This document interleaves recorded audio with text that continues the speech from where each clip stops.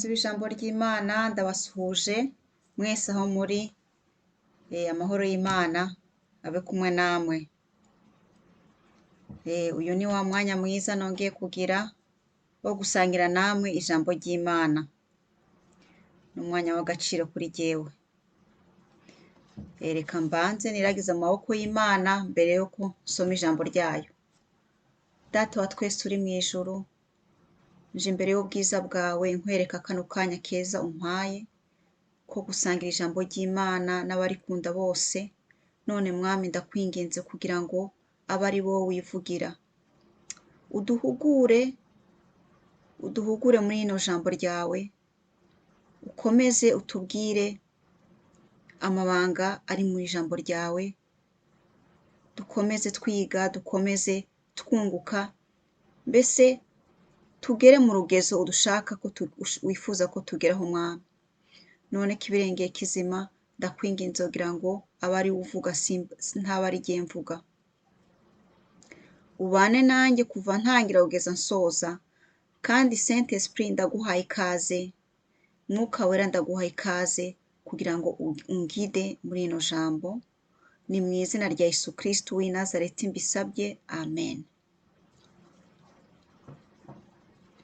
Ma vie a été créée par toi et pour toi, Jésus, oh. Si elle ne confesse pas ton nom, c'est qu'elle n'a pas vraiment de sens. La terre a été créée par toi et pour toi, Jésus, oh. Si elle ne confesse pas ton nom, c'est qu'elle n'a pas vraiment de sens. Yesu, oh, Yesu, oh, Yesu, oh,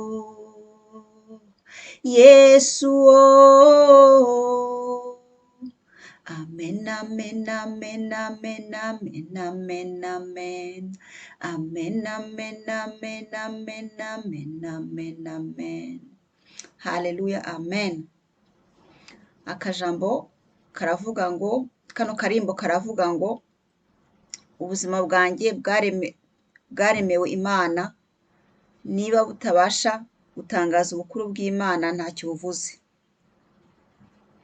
Isi yaremwe n'Imana, niba itabasha gutangaza ubukuru bw'Imana ntacyo ivuze. Haleluya, amen. Ubu rero turacyakomeje mu nkuru yacu y'itangiriro. Ubu tugeze mu itangiriro 44. Turahasoma hose. Dusome mu izina rya Yesu Kristo. Benyamini n'igikombe cya Yozefu. Uyu ni umutwe w'amagambo. Yozefu ategeka wa munyanzu ati, uzuza ingano imifuka y'aba bantu, ubahe izo bashobora gutwara zose, ushyire n'ifeza za buri muntu mu mufuka we. Naho mu mufuka w'umuhererezi ushyiremo na cya gikombe cyanjye cy'ifeza.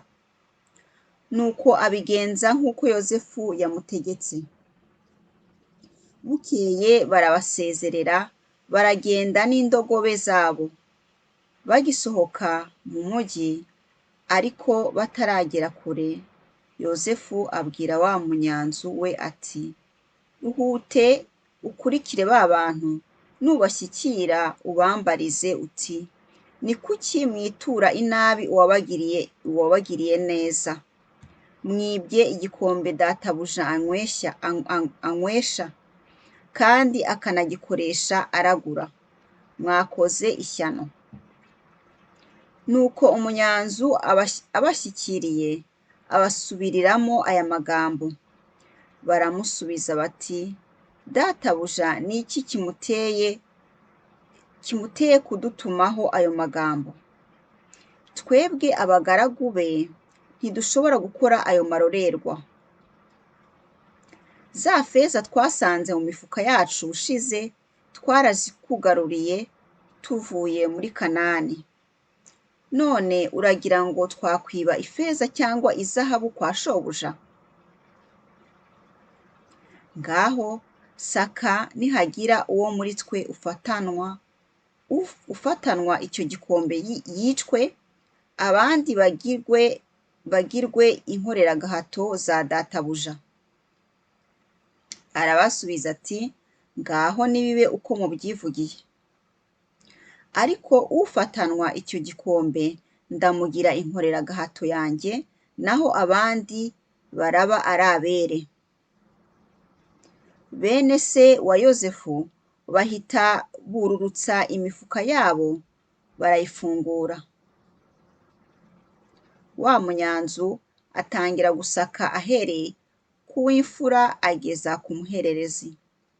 Nuko asanga cya gikombe mu mufuka wa Benyamini. Barababara cyane, bashishimura imyambaro yabo maze basubiza imitwaro ku ndogobe bagaruka mu mugi. Yuda na bene se bagera kwa Yozefu agihari, bamwikubita imbere. Yozefu arababaza ati, ibyo mwakoze ni ibiki? Ntimwari muzi ko umuntu nkanjye aragura akamenya umwibye? Yuda aramusubiza ati, databuja, twakubwira iki? Ntacyo twavuga. Twakwisobanura dute ko ari Imana yagaragaje icyaha cyacu? Databuja, uwo bafatanye igikombe, ndetse natwe twese tubaye inkoreragahato zawe. Yozefu aramubwira ati, kirazira, sinabakorera ibintu nk'ibyo, ahubwo uwo bafatanye igikombe niwe uzaba inkoreragahato yanjye. Naho mwe mwisubirire kwa so amahoro. Yuda yemera kuba inshungu ya Benyamini. Nuko Yuda aramwegera aramwinginga ati, databuja, mbabarira ngire icyo nkubwira kandi bye kukurakaza, kuko kuvugana nawe ari nko kuvugana n'umwami. Databuja, ubushize watubajije ko dufite data cyangwa undi muvandimwe. Twagushubije ko dufite data w'umusaza, kandi ko afite umusore akunda cyane yabyaye ageze mu zabukuru. Uwo musore ni we usigaye wenyine, kuko uwo bari basangiye nyina yapfuye. Nyuma uratubwira uti, muzanzanire uwo musore murebe. Databuja, twagusubije duti, uwo musore ntashobora gusiga data, kuko amusize data yahita apfa. Niko kutubwira uti, nimutamuzana umuhererezi wanyu, ntimuzampinguke imbere.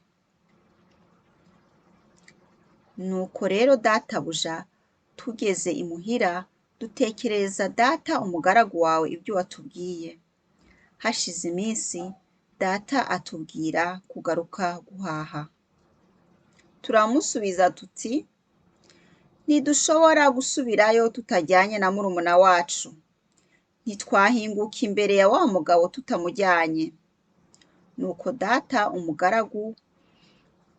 umugaragu wawe aratubwira ati, muzi ko umugore wanjye twabyaranye abana 2 gusa.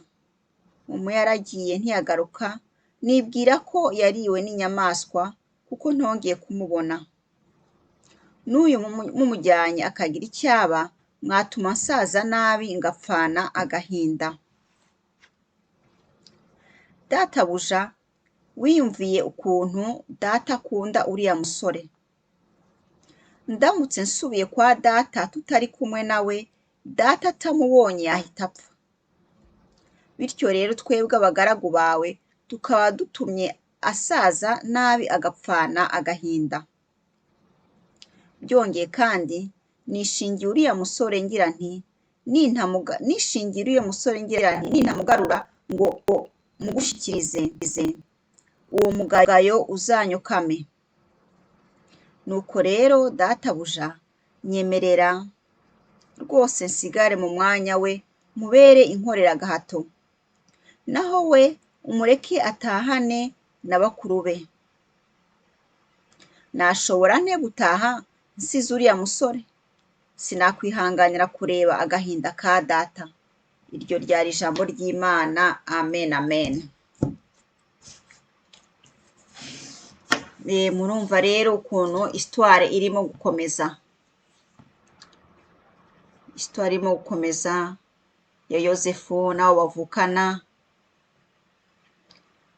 Murumva ko ntago baramenya ko bavukana. Ntabwo baramenya ko Yozefu avukana nabo. Murumva ukuntu histoire ikomeje ko Yozefu yabakinye agakino. Yabakinye agakino kuko mu by'ukuri yarishimye kubona abavandimwe biwe, ntabwo yifuzaga ko bataha.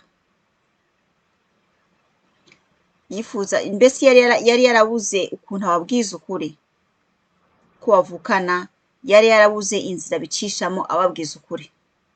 Ariko bakina agakino k'icyo gikombe bashize mu mufuka wa Benyamini.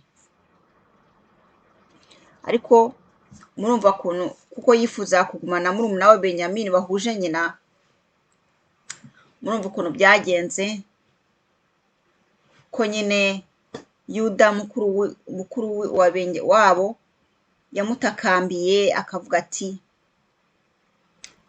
papa wanjye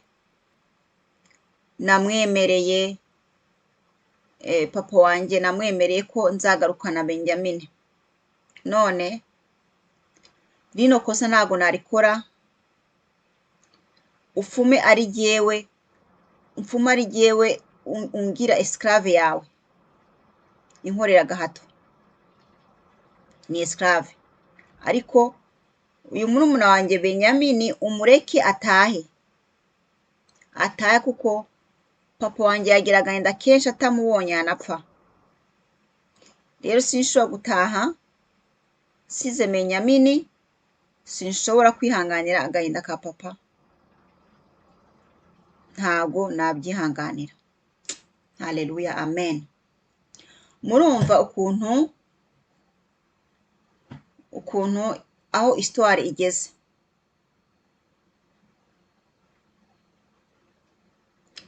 Aho histoire igeze ko igeze ahantu hateye emotion.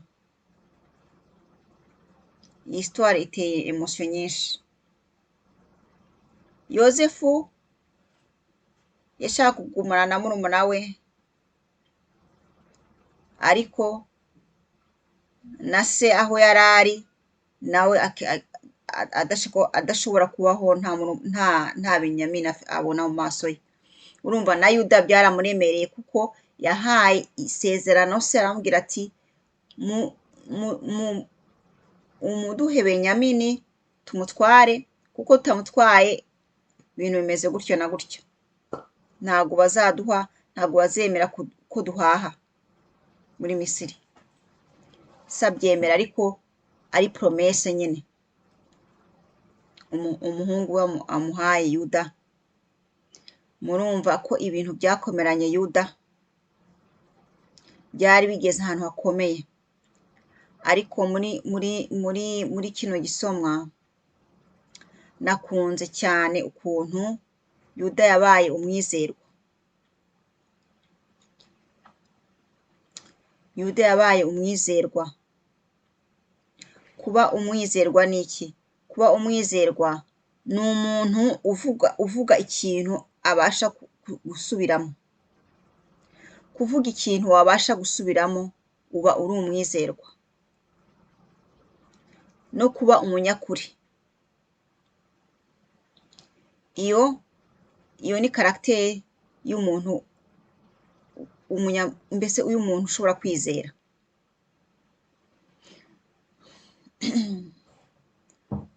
Bakunzi b'ijambo ry'Imana, ni ingirakamaro cyane kugira ngo tube abantu b'abizerwa. uretse ko twege turi abantu gusa dukunda abantu b'abanyakuri, dukunda abantu bavuga ijambo bakaba barisubiramo. Imana yo yaturemye, Imana yo yaremye ubutungane bwose, yo ibikunda gute? Yo ibikunda gute? Ibikunda birenze. Umuntu ushobora kwizera muri isi ya none ntabwo byoroshe kuba abantu b'abizerwa baboneka cyane, ntabwo baboneka cyane. Barahari ariko ntabwo ari abantu bakunze kuboneka cyane. Abantu bavugisha ukuri, umuntu mbese ushobora kuba wareba ukaba wamwizera tu. Abo bantu ni imboneka rimwe kweri, ntabwo baboneka cyane. Kandi iyo ni karagiteri Imana ikunda.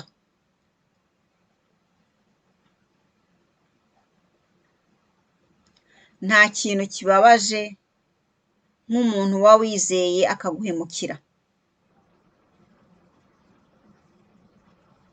Akaguhemukira wari umwizeye. Icyo kintu kirababaza cyane cyane.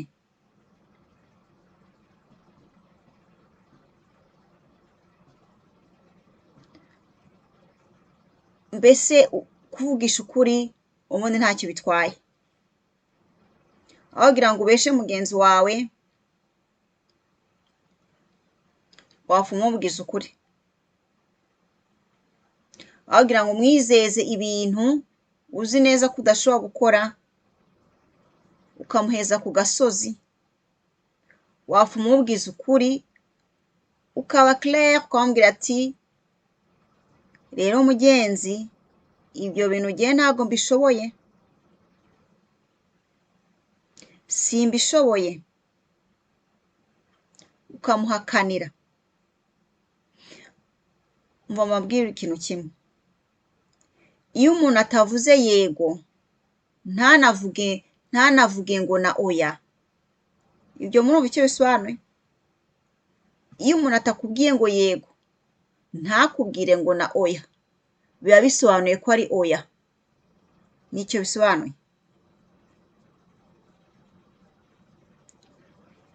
Twirinde kuba indyarya, twirinde kuba abahipokrite, kuko uburyarya ni ikintu kibi cyane Imana idashobora kwihanganira. Natwe turi abantu gusa, umuntu akugireho uburyarya urababara, nkaswe Imana ibona gute? Uburyarya ni uburiganya, uburyarya buvanzemo n'uburiganya.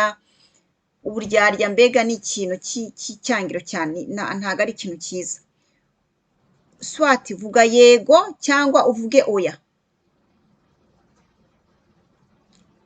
ubishyire au clair, ubishyire ahagaragara.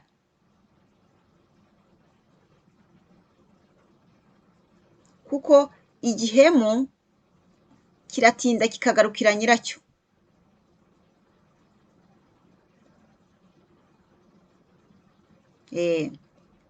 Iyi ni isomo ryiza cyane kuri Yuda, ukuntu yari umunyakuri, avugisha ukuri, yari umwizerwa, ashobora kuvuga ikintu akongera akagisubiramo.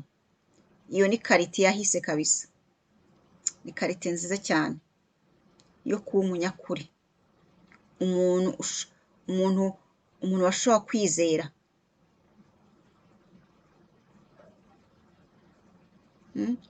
Rero abantu ku isi ntitukibeshye, iyo ikintu ari cyiza kiba ari cyiza, kandi n'iyo ikintu ari kibi kiba ari kibi. Nta kuzuyaza kuri aho ngaho. Swati ikintu ni cyiza, swati ni kibi, nta bintu biri hagati aho ngaho.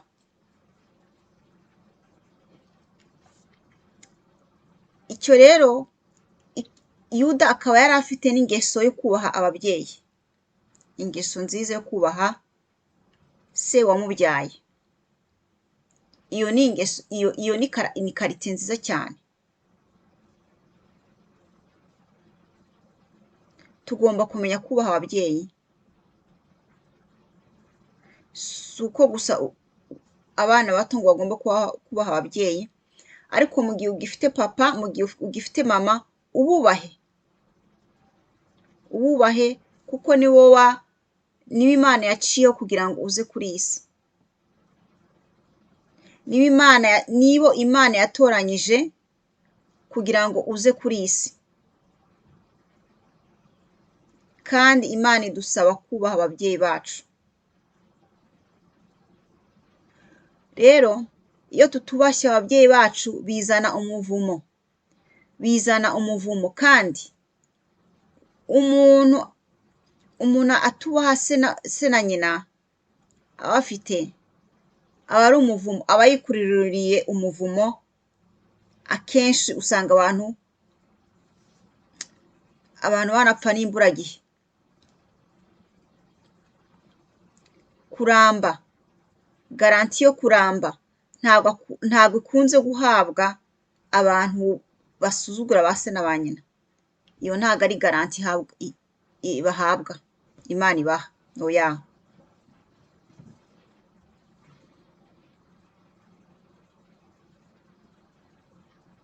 Rero icyo ni ikintu gikomeye.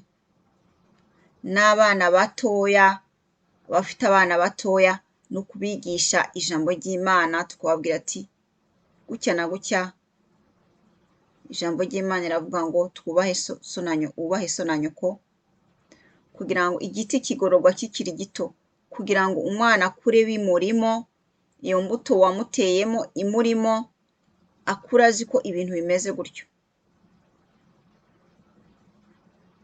Kuko kutubaha ababyeyi bikurura umuvumo.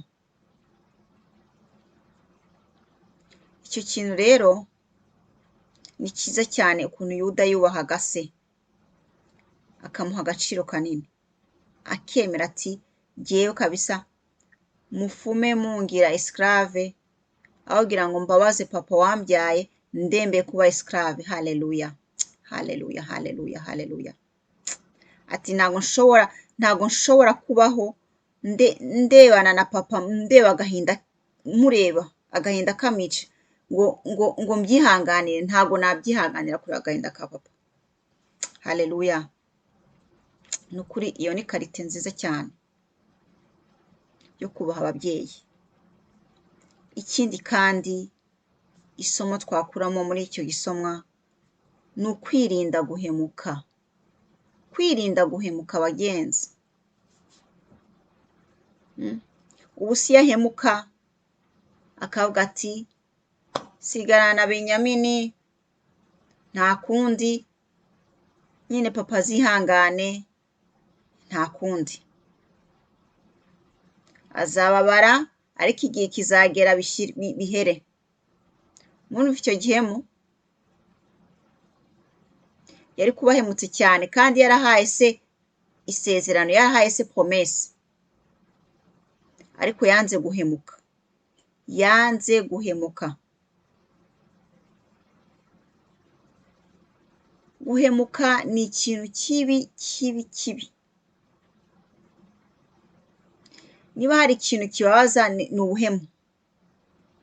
Wari bwumva umuntu, wibuka igihe umuntu yaguhemukiraga? Umuntu wari wizeye akaguhemukira, uribuka ukuntu byababaje, byari bibabaza, byakubabaje? Birababaza cyane.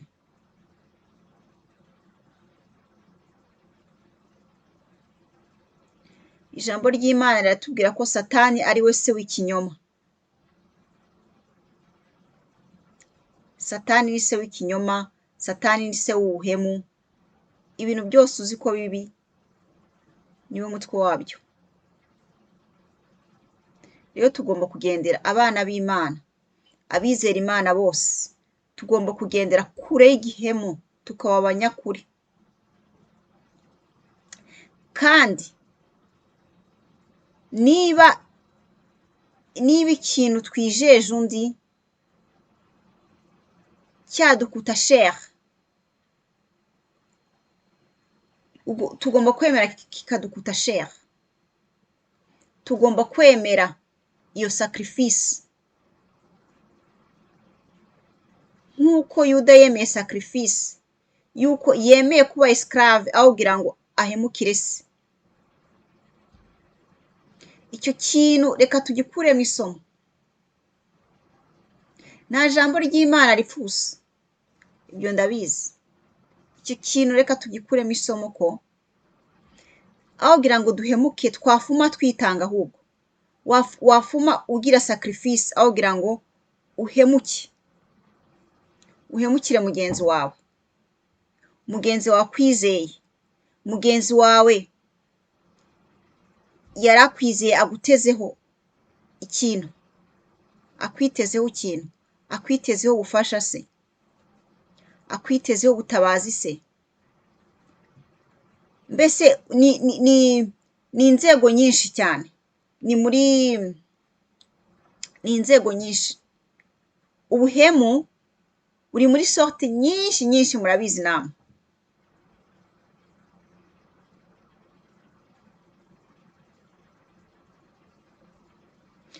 Niba se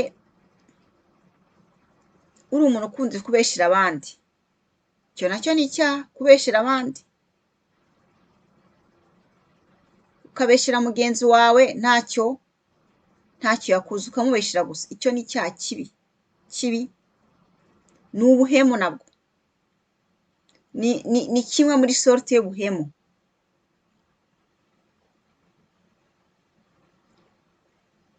Wapfupfuka ukavuga ati Mana mbabare unkize kino cyaha cyo kuzajya mbeshera bagenzi banjye.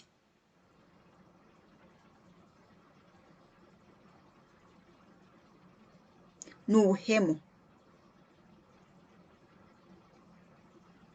Cyo kuvuga nabi abandi nabwo ni ubuhemu. Erega Imana yaratubwiye ngo dukunde bagenzi bacu nk'uko twikunda twebwe ubwacu, ngo icyo tutifuza ko abandi badukorera natwe ntitukanagikorere n'abandi. Haleluya. Ibyo bintu bitwigisha, kuko akenshi kwikunda nibyo bituma duhemuka.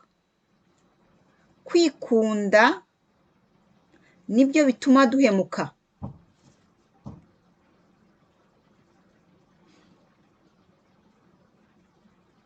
Iyo yuda se yikunda akavuga ati kuki ngomba kuba esclave, reka nitahire iwacu nsanga umugore n'abana. Ariko yariyanze, mbese yari afite mentalite yo kutikunda pe. Imana yari yamuhaye impano yo kutikunda, ariyanga avuga ati mfume mba inkorera agahato aho kugira ngo mpemuke. Haleluya. Muribuka Yozefu n'umugore wa Potifari. Yavuze ati ni gute nshobora guhemukira Imana yanjye, ahubwo mfume nja muri prison aho kugira ngo mpemukire Imana. Haleluya. Rero twege nk'abakristo twemeye Imana, twemeye ko Imana yacu ari umwami wacu n'umukiza, tugomba kugera muri dimension, tugomba kugera mu rugezoho yuko tuvuga ati aho kugira ngo mpemukire Imana mfume njya muri prison, aho kugira ngo nkora icyaha mfume mba esclave, bifume bingiraho consequence yindi, ariko sinkoze icyaha aho kugira ngo mpemukire Imana. Haleluya. Tugomba kugera muri urwo rugezo, iyo dupeza raporo konti twavuga ati kino cyakwere, aho kugira ngo nkore icyaha, aho kugira ngo mpemukire Imana. Iyo dukoze icyaha tuba duhemukiye Imana. Aho kugira ngo mpemukire Imana mfume nitanga, mfume nkora ikintu kitaryoshe, mfume nkora ikintu kitandyoheye, ariko simpemukire Imana. Tugomba kugera muri urwo rugezo rero. Tugomba gusenga Imana ikatugeza muri iyo dimension, kuko nitugera muri iyo dimension Imana izatwishimira pe. Imana izatwishimira nitugera muri urwo rugezo ko tuvuga ati kino ni icyaha ndakibona ko ari icyaha, kirimo kuza kindondera, ariko aho kugira ngo ndacyugurira umuryango, aho kugira ngo ndacyemere, ndagihakanye kuko sinshaka guhemukira Imana. umubiri wanje ufuma ubabara aho kugira ngo mpemukire Imana, umubiri wanje ufuma ubabara. Haleluya. Reka dusenge Imana, dusabe Imana ribe isengesho ryacu. Dusenge Imana tubwira Imana ati Mwami, ngeza mu rugezo uko mvuga nti aho kugira ngo nkore icyaha mfume umubiri wanje ubabara. Haleluya, haleluya, haleluya, haleluya, haleluya, amen. Iri jambo rinkoze ku mutima cyane.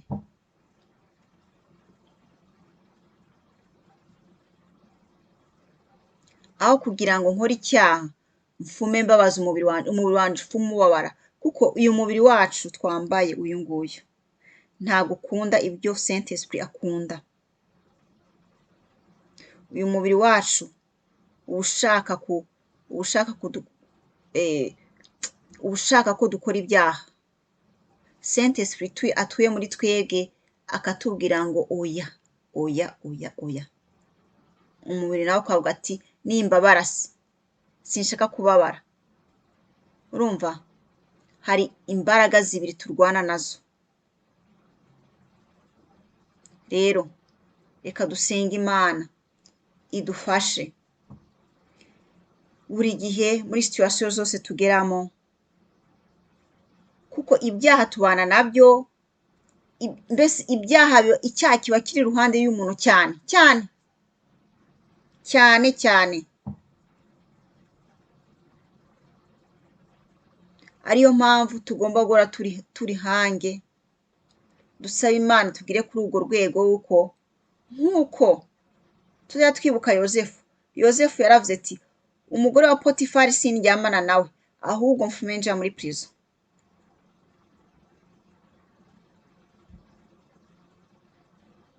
Yuda nawe aravuga ati aho kugira ngo mpemukire papa, aho kugira ngo mbabaze papa wambyaye, ahubwo mfume mba esclave.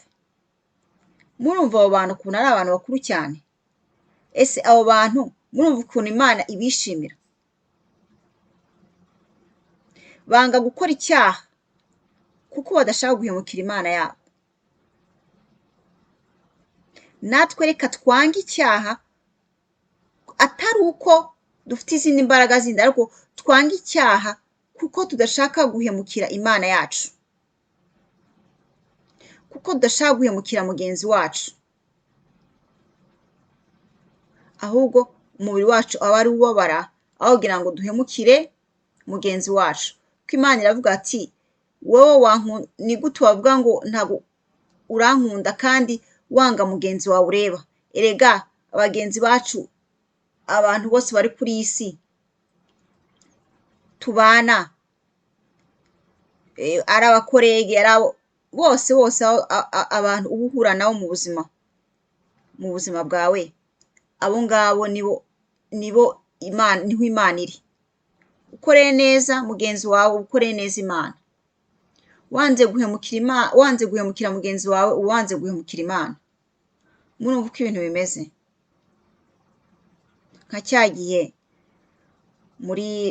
mu byahishuwe handitse ngo ku munsi w'umuhero w'urubanza Imana izajya ibwira ati wowe nari nshonje urangaburira, nari inyotewe urampa icyo nywa, ngwino mu bana b'Imana.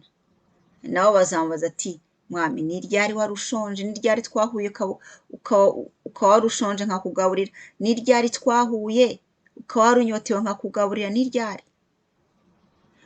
ngo Imana izabasubiza ati ngo ujya muntu muto muto mwese ngo mwabigiriye, ngo mwarimo kubigirira jyewe. Murumva? Reka dutangire kubona abantu tubabonemo Imana. Reka dutangire kubona abantu tubarebe ukundi tubabonemo Imana. Twange kubahemukira, tubakunde, tubagirire neza, kuko exactement tuzoba tugire neza Imana. Haleluya, haleluya. Ndafashijwe jyewe, namwe Saint Esprit akomeze abaganize kuri ino jambo. dukomeze tugendane muri uru rugendo rw'ijambo ry'Imana, dukomeze duhinduke, Imana ikomeze imenagura ibikuta biri muri twebwe habaho ibikuta byo kwinangira, murazi ukuntu ibikuta byo kwinangira bimeze, kwinangira imitima, ni ibikuta ni amamure, ibikuta byubatswe mu muntu byo kwinangira, iyo tutumvira ijambo ry'Imana tuba twinangiye, tuba dufite ibikuta muri twebwe, rero ijambo ry'Imana riraza rikamenagura ibikuta biri muri twebwe, tukabasha kuba abo Imana yishimiye, tukabasha kunezeza Imana yacu. Rero bene data, ndumva ijambo ry'uyu munsi rigarukiye aha ngaha, ndafashijwe kandi namwe ndizera ko mufashijwe. Saint Esprit akomeze atuganirize kuri iri jambo kugira ngo atari ukuryumva gusa, ahubwo turi puratike mu buzima bwacu bwa buri munsi, tube abantu b'inyangamugayo mu maso y'Imana.